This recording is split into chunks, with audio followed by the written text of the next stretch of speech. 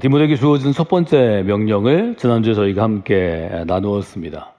디모데에게 주어지는 명령은 너는 배우고 확신한 일에 거하라 라는 명령이었습니다. 배우다라는 단어, 또 확신하다라는 단어, 거하다라는 이 세 단어로 나누어서 저희가 바울이 디모데를 향해 갖고 있던 기대, 또 디모데를 향해 갖고 있던 어떤 바람들을 함께 좀 생각해 보시도록 제가 지난주에 설교 과제로 내드렸습니다. 배우다라는 단어를 생각할 때 우리는 이런 질문을 할 수 있습니다. 무엇을 배워야 하는가라는 아주 1차적인 질문을 할 수 있습니다. 여러분들이 이제 초등학교, 중학교, 고등학교, 대학교 과정에 교육을 이제 담당하는 교사나 교수가 되면 커리큘럼에 대해서 배우게 되고 커리큘럼의 중요성을 함께 나누게 됩니다. 과연 그리스도인이 믿음의 삶을 살아갈 때, 믿음의 길을 걸어갈 때 무엇을 먼저 배워야 하고 또 무엇을 지속적으로 배워야 하는가 하는 점을 우리가 돌아볼 수 있겠습니다. 지금 디모데후서에 보면 15절에 어려서부터 성경을 알았나니 라는 구절이 등장합니다.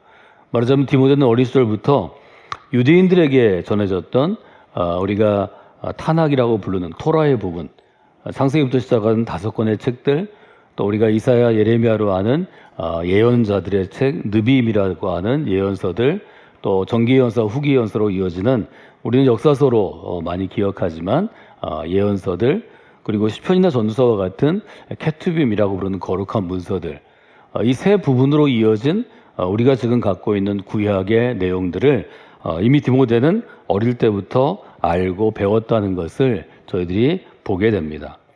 지난주에 우리가 디모데후서 3장에서 디모데가 살고 있던 시대의 특징을 배웠는데 첫 번째 특징은 경건하게 살고자 하는 사람들이 박해를 받는 시대였다라고 12절은 우리에게 알려줍니다. 디모데가 살던 시대에 경건하게 살던 사람들이 박해를 받았다는 거죠. 또 두 번째로 특징들은 악한 사람과 속이는 사람이 행세하고 또 성공하는 시대였다는 거죠. 13절에 보면 악한 사람들이 더 악해지고 속이는 사람들이 속이게 되는데 악함에도 불구하고 그들이 어떤 힘이나 어떤 성공의 열매들을 누리고 속이는 사람은 더 크게 속여서 더 유능한 평가를 받고 또 그렇게 군림할 수 있는 그런 시대였다는 것을 저희들이 보게 됩니다. 이런 디모데 시대는 지금 2024년 우리가 살아가는 한국 사회나 또 이 세계 사회들을 볼 때 인간의 삶이 그렇게 달라지지 않았다는 것을 우리가 알 수 있습니다. 경건한 사람들이 박해를 받는 시대, 악한 사람, 속이는 사람들이 일종의 득세하고 행세하는 시대 가운데 과연 그리스도인들은 어떻게 살아야 하는가 하는 점을 우리가 질문해 볼 수 있겠습니다. 디모데후서 앞으로 올라가면 1절은 이런 구절이 있습니다. 말세에 고통하는 때가 이르러. 디모데 시대를 말세라고 표현한 것을 우리가 보게 됩니다. 우리가 말세라는 말을 지구가 종말을 맞이하는 끝이 오는 그런 종말론적인 시대를 가지고 우리가 보게 되는데 성경은 그 시대를 말세라고 부릅니다. 그 시대 자체가 이미 하나님의 기준으로 보면 온전하고 선한 시대가 아니라는 거죠. 여러 가지 예들이 있습니다.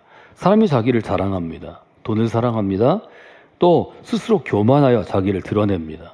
다른 사람 비방하기를 좋아하고 부모들을 거역하고 감사하지 않고 거룩하지 않고 무정하고 정이 없고 원통함을 풀지 않고 한번 손해를 보거나 원수를 지면 원수 갚으려고 그러고 다른 사람을 모함하고 절제하지도 못하고 아주 싸납고 공격적이고 선한 것을 좋아하지 않고 배신을 밥 먹듯 하고 조급한 마음을 가지고 그르치고 자만하고 쾌락 사랑하기를 하나님 사랑하는 것보다 더해서 경건의 모양은 있지만 경건의 능력은 부인하는 시대라고 얘기합니다. 우리가 신앙생활을 하면 경건의 모양을 갖출 수는 있습니다. 다른 사람이 볼 때 정말 신앙인다울 수 있습니다. 말투나 외모나 옷 입는 것이나 또 그가 생활 가운데 하는 매너들은 굉장히 좋을 수 있지만 성경은 그것이 그냥 껍데기라고 얘기합니다. 우리가 신앙생활 오래 하면 신앙생활이 오래한 옷을 입게 됩니다. 겉옷을 입게 됩니다. 스타일이 바뀌게 됩니다. 그러나 그것이 만약에 껍데기만이라면 경건함이 우리에게 주는 경건함, 하나님을 의식하는 것, 또 하나님 앞에 서는 것, 또 하나님과 함께하는 삶이 갖고 있는 일종의 신앙의 능력은 부인하게 되는 그런 시대가 우리 안에도 여전히 있는 것을 보고, 아니 디모데 때보다 더 심해질 수도 있겠습니다. 디모데가 살던 이런 시대에 대한 진단을 저희들이 돌아보면서 바울은 이런 시대를 살아가는 디모데에게 어떤 그리스도인의 태도를 요구하는가, 그러나 라는 접속사가 우리에게 알려준다고 함께 나누었습니다. 그러나 시대가 이렇게 악하고 시대가 선한 것을 평가하지 않고 시대가 하나님부터 멀어지지만 너는 이 같은 자들에게서 돌아서야 한다. 그러나 이 같은 자들에서 돌아서야 한다. 돌아선 사람들에게 주시는 교훈이 배우고 확신한 일에 거하라 라는 그런 교훈이었다는 것을 우리가 지난주에 디모데 후서를 통해서 함께 나누었습니다. 우리가 예를 들어서 길을 잃을 수 있습니다. 어떤 때 길을 잃게 되나요? 우리가 어떤 목적지를 향해서 나아갈 때 길을 잃는 경우를 몇 가지로 분류할 수 있겠죠. 저는 지난 1년 동안 한 번도 가보지 않은 곳을 찾아다닐 때가 아주 많이 있었는데요. 얼마 전에, 한 2달쯤 전에 저 안내하시는 목사님 한 분하고 약속을 하고 길을 떠났습니다. 청양에 있는 어느 음식점으로 이제 약속을 하고 가는 길이었습니다. 1시간 10분 정도 저희가 내비게이션을 찾아보고 또 내비게이션을 작동한 다음에 그다음에 운전하시던 분도 이야기를 하고 도착할 때가 다 돼서 문득 정신을 차려보니까 청양 쪽으로 간 게 아니라 내비게이션 그대로 왔는데 논산 인근의 어느 마을 한가운데였습니다. 분명히 내비게이션을 검색하고 내비게이션을 터치하고 그리고 믿고 따라왔는데 나중에 보니까 식당 이름은 아주 흡사한데 체인점 같은 이름인데 주소는 다른 곳이었습니다. 이런 경우는 길을 잘못 찾아간 거죠. 처음부터 잘못된 거죠. 우리는 그 목적지를 향해서 가고 있다고 생각했는데 전혀 다른 목적지를 우리가 선택하고 그 다음에 갔던 거죠. 너무 당황스러워서 기다리고 있는 분들에게 연락을 하고 또 1시간을 거기서 더 가야 됩니다. 약속 시간에 1시간이나 늦는 일이 있었고 다행히 그분들이 상황을 이해해줘서 그냥 크게 화내지 않고 그냥 기다리고 웃고 해서 저희들이 시간을 가질 수 있습니다. 종종 이런 일이 있을 수 있습니다. 처음부터 길을 잘못 들어설 수 있는 거죠. 처음부터 길을 잘못 들어서서 그게 믿음 생활이라고 혹은 신앙 생활이라고 생각할 수 있습니다. 우리 중에도 우리 교회 안에도 그런 분이 있을 수 있습니다. 믿음의 길을 떠날 때 성경이 우리에게 제시하는 바, 또 성경 속에 예수 그리스도의 교훈과 또 바울이 우리에게 알려주는 교회 공동체가 목적하는 바가 신앙의 목적지가 아닐 수 있습니다. 예수님을 믿어서 예를 들어서 내가 부자가 된다든지 예수님을 믿어서 내가 원하는 어떤 것을 성취한다든지 성경은 이것에 대해서 그렇지 않다고 분명하게 우리에게 도전합니다. 예수님을 믿는 믿음의 삶이 도착하는 목적지가 분명히 제시되어 있습니다. 많은 사람들이 내가 원하는 것을 예수님을 통하여 혹은 교회 공동체를 통하여 믿음의 길을 통하여 갈 수 있다고 생각합니다. 여러분, 이것은 길을 잃은 것입니다. 중단해야 합니다. 그 길에서 벗어나야 합니다. 다시 목적지를 분명히 하고 목적지 가는 길을 확인하고 그 길로 다시 떠나는 게 바른 길입니다. 여러분이 처음부터 길을 잘못 들어서 이것이 성경이 제시하는 길이고 이것이 예수 그리스도께서 제시하는 길이고 이것이 내가 잘 사는 길이라고 착각하고 있다면 여러분은 이미 길을 잃은 사람입니다. 교회 안에 있지만 길을 잃은 사람들이 의외로 많이 있습니다. 여러분 잘 체크해 보셔야 합니다. 아예 목적지를 잘못 설정하고 잘못된 길을 가는 사람들이 무엇부터 해야 할까요? 그 길 가기를 중단하고 길에서 벗어나와서 다시 길을 찾아야 합니다. 이것이 훨씬 빠른 길입니다. 혹 30년을 그렇게 왔기 때문에 아까울 수 있습니다. 아까워도 그것이 길이 아니면 버리는 용기와 결단이 있어야 합니다. 성경은 이 점을 아주 분명히 얘기합니다. 주여 주여 하는 자마다 하나님의 나라에 가는 것이 아니라고 예수님이 여러 차례에 걸쳐서 유대교 중에 열심히 있는 바리새파와 같은 사람들에게 경고하셨습니다. 이것을 받아들이는 것은 절대로 쉬운 일이 아닙니다. 내가 평생 열심히 한 일이고 여기에서 내가 일정한 자리를 차지한 일이고 내가 성취를 이룬 것이기 때문입니다. 이 점이 신앙생활할 때 우리가 배워야 하는 이유입니다.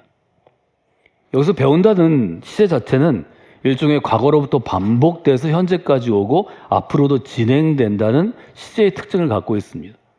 매일 배우고 어렸을 때도 배우고 오늘도 배우고 계속해서 배워나가는 그러한 과정이 우리가 신앙생활 가운데 길을 제대로 갈 수 있게 합니다.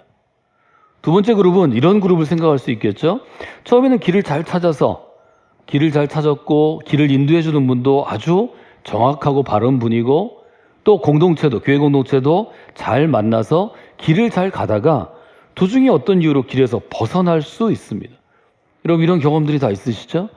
제대로 길을 갔는데 길을 가다가 어떤 연락을 받았는데 실제로는 그곳에 가서 그 어떤 모임에 참석해야 되는데 중간에 연락한 분이 주는 유익이 더 크면 길을 중단하고 옆에서 빠져나갈 수 있습니다. 바울도 예수 그리스도의 교훈에 따라서 교회 공동체를 세우고 한 사람을 그리스도인으로 변화시키는, 말하자면 진짜 그리스도인을 만드는 제자를 세우는 교회 개척 사역을 했지만 그들이 끝까지 바울 옆에 있던 것은 아니었습니다. 이제 한 장 더 넘어가서 디모데후서 4장 편지의 끝 무렵에 보면 이런 개인 부탁, 바울의 아주 개인적인 부탁이 있습니다. 너는 지금 어서 나한테 좀 와야 되겠다. 데마는 나를 버리고 데살로니가로 갔다. 그레스게는 갈라디아로 가버렸다. 디도는 달마디아로 갔다. 이제 나와 누가만 남아있다. 누군가 도울 사람이 있어야 되기 때문에 내가 올 때 꼭 마가를 데리고 와야 되겠다. 그래야 지금 이 하고 있는 일을 내가 감당하고 이 일을 잘할 수 있겠다. 디모데후서 4장 9절, 10절, 11절에 보면 이제 노년의 바울이 느꼈을 만한 일종의 사역의 어려움, 또 교회를 개척하고 사람들을 훈련해서 그리스도인으로 만드는 일에 지쳐서 떠나거나 어떤 사정이 있어 떠난 동역자들에 대한 아쉬움이 아주 분명하게 있습니다. 바울과 같은 유능한 리더에게도 그 시대를 완전하게 변화시킬 만한 하나님의 역사가 있는 리더에게도 이런 일이 면제되지 않습니다. 우리는 더더욱 그렇습니다. 여러분 똑같습니다.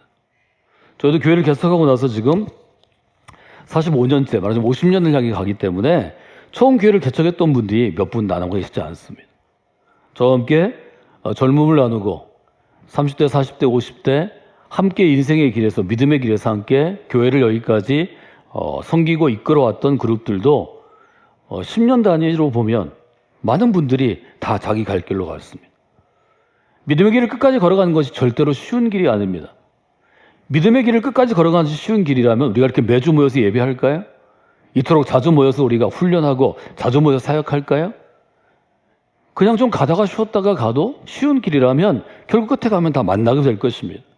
그러나 바울 사도는 평생의 경험을 통해서 절대로 쉬운 길이 매일매일 아니기 때문에 젊은 디모데에게 앞으로 수십 년 바울이 걸었던 길을 걸어갈 목회 후계자에게 너는 배우고 확신한 일에 거하라. 여기 우리말로 바꾸면 좀 더 쉬운 요즘 말로 바꾸면 머물러 있어라. 배우라, 확신하라, 머물러 있어라. 이 세 가지 교훈을 분명히 주었던 것입니다. 많은 사람이 길을 걷다가 길에서 벗어납니다. 나는 잘 걷고 있다고 생각하지만 이 벗어난 사람이 많이 있습니다. 그저 열심히 걸어간다고 갈 수 있는 길이 아닙니다. 길을 잃었을 때 다시 길을 찾는 가장 좋은 방법은 어떤 것인가요? 다시 출발하는 것입니다.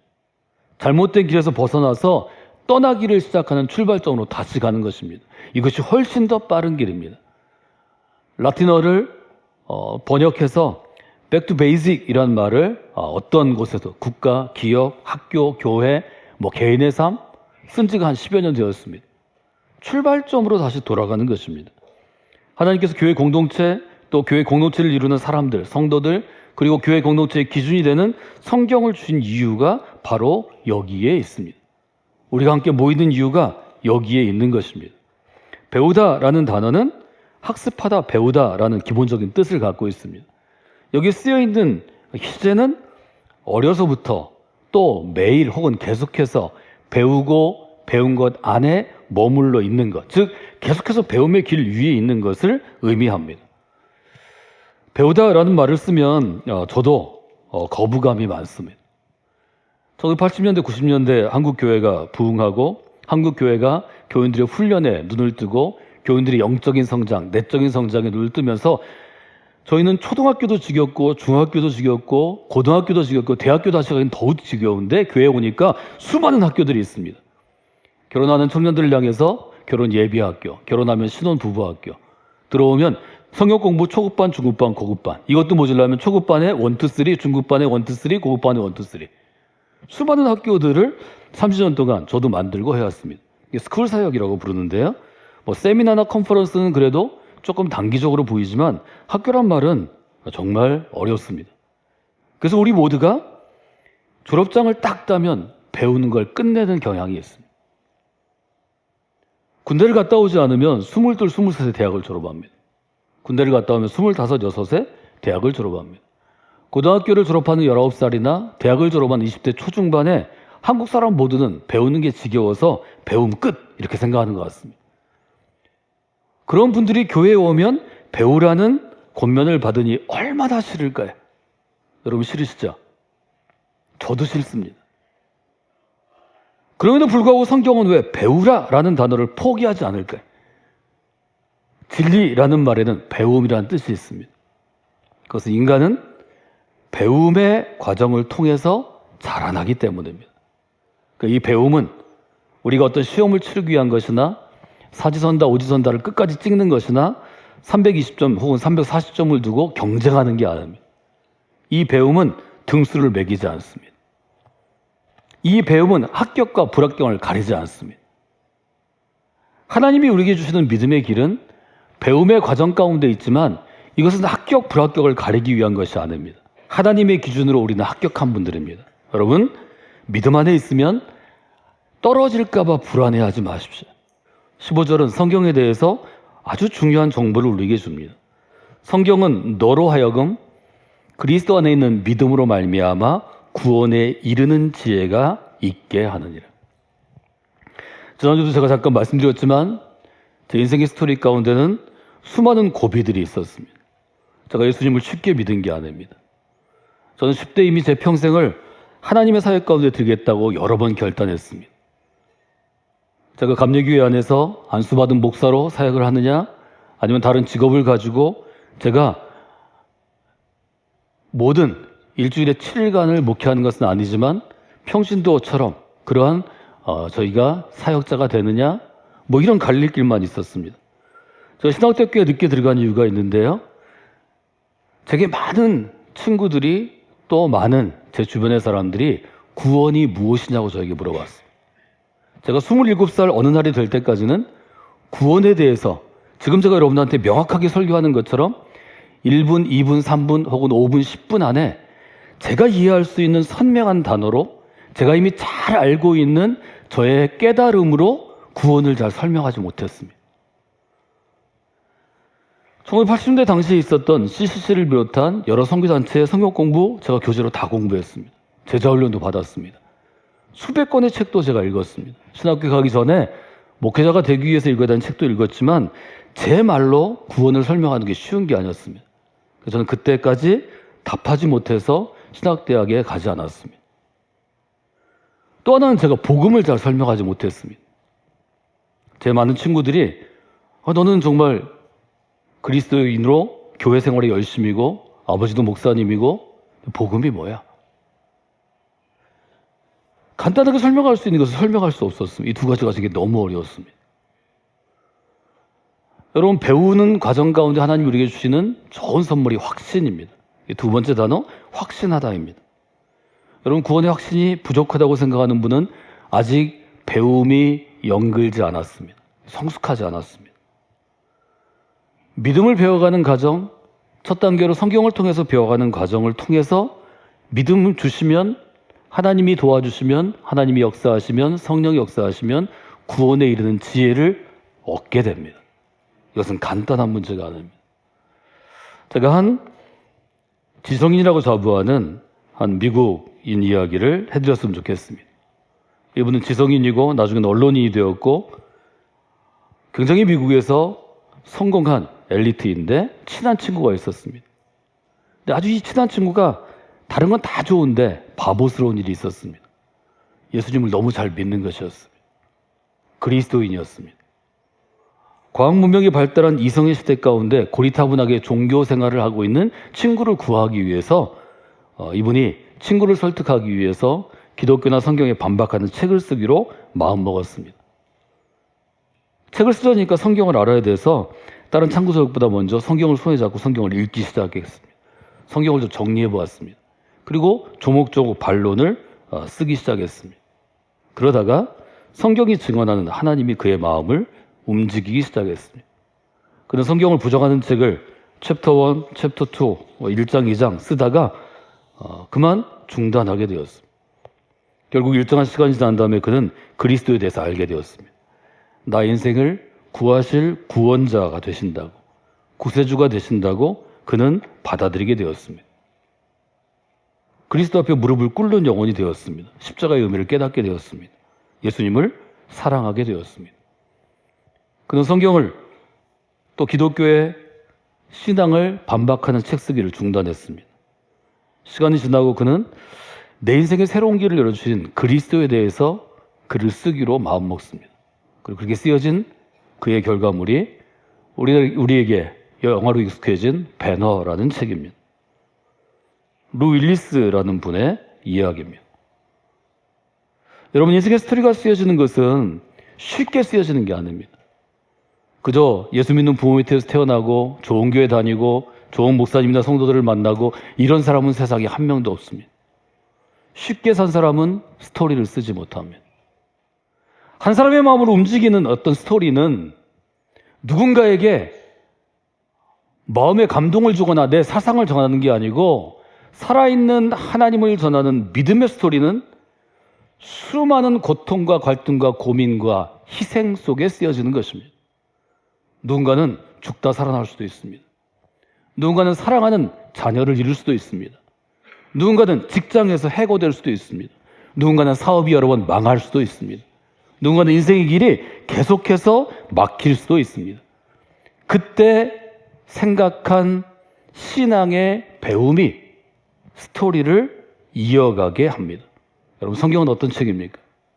성경은 좋은 책이라고 많은 분들이 얘기할 수 있습니다. 성경은 내 인생에 도움을 주었다고 얘기할 수 있습니다. 그런데 이런 사람은 신앙의 스토리를 쓰지 못합니다. 믿음의 스토리는 어떻게 쓰여질까요? 성경이 내 답답한 인생을 바꾸었을 때 쓰여집니다. 성경이 내 인생을 변화시켰습니다. 성경이 내 인생을 내가 갇혀있는 세상에서 구해주었습니다. 이 고백이 있을 때 믿음의 스토리가 제대로 쓰여집니다. 나를 변화시키는 믿음의 스토리가 누군가를 변화시키는 믿음의 스토리가 쓰여지는 것입니다. 여러분의 인생의 위기가 예수 그리스도를 잘 믿으려고 할 때 다가오는 이유가 거기에 있습니다. 하나님께서는 여러분이 구덩이에 빠져 있을 때 구덩이에 빠진 여러분을 구해내시는 과정을 통해서 스토리를 쓰고 계십니다. 여러분이 수렁에 빠져서 도무지 헤어나지 못할 때 그 수렁에 빠진 여러분을 단단한 바위 위에 올려놓으시는 과정을 통해서 믿음의 스토리를 쓰게 하는 것입니다. 여러분에게 그런 경험이 있는 이 가을이 되기를 원합니다.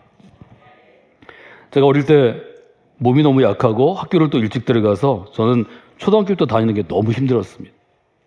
저보다 2년 차이 나는 지금은 친구라고 그러지만 그때는 사실은 형이나 누나들하고 다녔습니다. 제가 여름이 되면 밥을 잘 먹지 못해서 너무 어려웠는데요. 그때 돌아가신 할머니께서 별별 약초를 다 구해다 저를 먹이셨습니다. 정말 입맛이 없을 때 쓴 걸 갖다 주셨는데요. 제가 있던 지역에서 육모초라고 불렀고 나중에 익모초라고 하는 것을 듣게 됐습니다. 쓴 걸 먹으면 식욕이 들어온다고 해서 쓴 것만 먹었습니다. 그러나 할머님의 이런 개인 경험이 왜 맞선자였던 제게 그 사랑으로 오게 되었을까요? 그분에게는 확신이 있었기 때문입니다. 여러분, 로마서에 보면 바울은 믿음에 대해서 그렇게 표현합니다. 나는 복음을 부끄러워하지 않습니다. 20대 저로 하여금 복음을 부끄러워하지 않게 만든 것은 이 구절이었습니다. 이 구절을 붙잡고 수년간 씨름했습니다. 제가 20대 시절만 해도 남자들이 교회에 많이 다니지 않았습니다. 교회 다니는 걸 숨기기 위해서 성경을 70년대에는 농촌에서 신문지에 싸서 갖고 왔답니다. 제가 그 기억은 없지만 저도 성경을 공개적으로 들고 다니진 않았습니다. 여러분, 믿음은 그런 것입니다. 믿음의 스토리는 여러분이 부끄러워할 때 잘 쓰여지지 않습니다. 그 부끄러움을 무엇인가 이겨내는 그 과정을 통해서 여러분의 믿음의 스토리가 쓰여집니다. 자, 오늘 여러분에게 계속해서 말씀드리는 것은 이 믿음의 스토리는 처음에는 성경을 붙잡고 씨름해야 쓰여집니다. 구덩이에서도 수렁에서도 햇빛이 맑은 날에도 비가 오는 날에도 성경의 사람이 되셔야 합니다. 저는 여러분에게 stick to the text란 말을 꼭 기억하시도록 성서대학에서 말씀드렸습니다. 그렇게 붙잡아야 이 책이 나를 구해냈습니다. 이 책이 나를 변화시켰습니다. 이렇게 고백할 수 있습니다. 여러분에게 그런 순간들이 이 가을에 오기를 주님의 이름으로 부탁을 드립니다.